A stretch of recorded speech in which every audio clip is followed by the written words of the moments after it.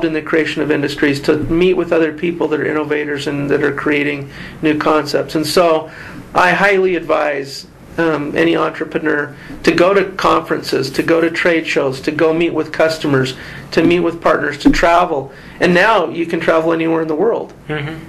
Literally, you can go anywhere you need to get the kinds of ideas that are going to help drive innovation. I'm a prolific reader. I highly recommend that. And I read books the old-fashioned way in addition to online and social media. Because sometimes the books crystallize principles in a way that you don't get just watching Twitter all day long. Okay, there's a different kind of information and insight that is generated through those different means. So you've got to be there as rule number one. You've got to be involved in these kinds of innovations and be active. And I think there's a lot to be said for sharing. You know, for being part of the community. And there's a lot of advantages that result from that. So most great ideas happen concurrently in multiple locations. And the more that you can get involved in those communities of interest or practice, and the more that you can share, the more it comes back to you. It's the abundance mentality. The more that you give out to help other people, the more that comes back to benefit you individually. And that's very consistent with the kind of a mindset that BYU and the Utah community brings. And there's a lot of reasons why the Utah technology community has evolved the way that it has as a result of those kinds of abundance mentality principles. Okay, so to kind of continue on that, why have you chosen to have your company here as opposed to somewhere like Silicon Valley, or what do you think makes the Utah ecosystem a great place to start a tech company? So I have chosen to live and work in Utah because of several reasons. One is the quality of life is second to none. I have worked in San Francisco. We had our headquarters for Ancestry there. I have worked in the Boston area because Open Market was based in Cambridge. And we sold our business to Reed Elsevier that was headquartered in London and Amsterdam. So I've had the opportunity to live and work in a lot of different places, and there's lots of good things about them. But I think there are some unique advantages that we have in the context of a Silicon Slopes environment, which are really compelling. The first thing that I always point back to is the quality of life. A lot of people come here to ski for the weekend, right, because they love to ski. And a lot of business associates that I work with do that a lot. A lot of people come to mountain bike in Moab, or come to spend time in the summer in our national parks. When that's important to somebody, that's a big draw. And we've had a lot of people that have relocated to Park City, for example, because there's an affinity for that kind of quality of life. And for families as well. It's a safe place to raise kids. It's relatively speaking.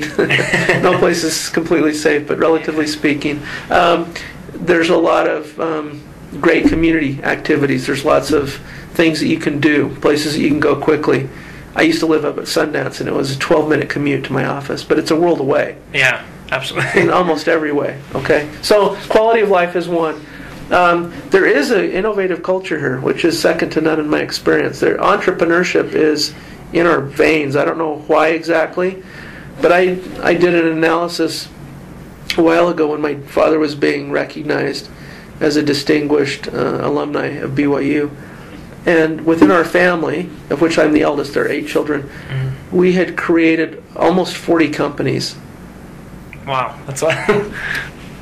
Now, they were not all wildly successful. There's a couple of them that people might recognize, like Ancestry and Infobases and maybe Folio and a couple of others. And there's some others that may become noteworthy in the future.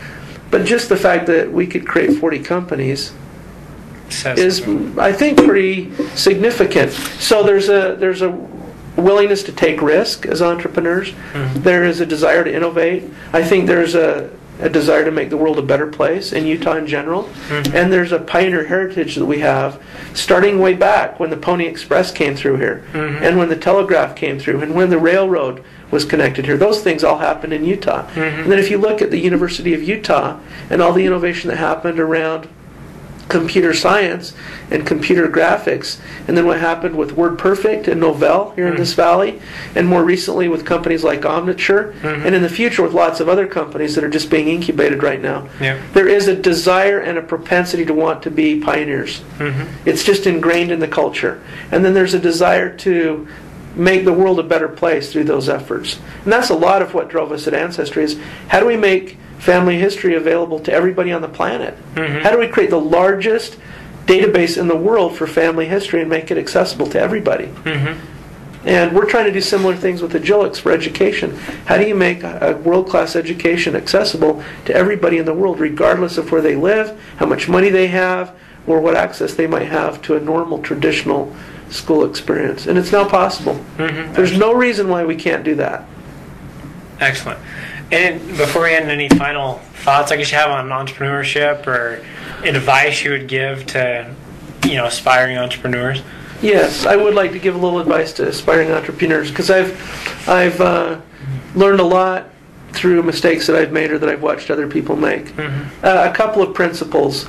I've already talked about needing to be there. Yep. You can't just invent we say stuff. be there. What I mean, be there physically.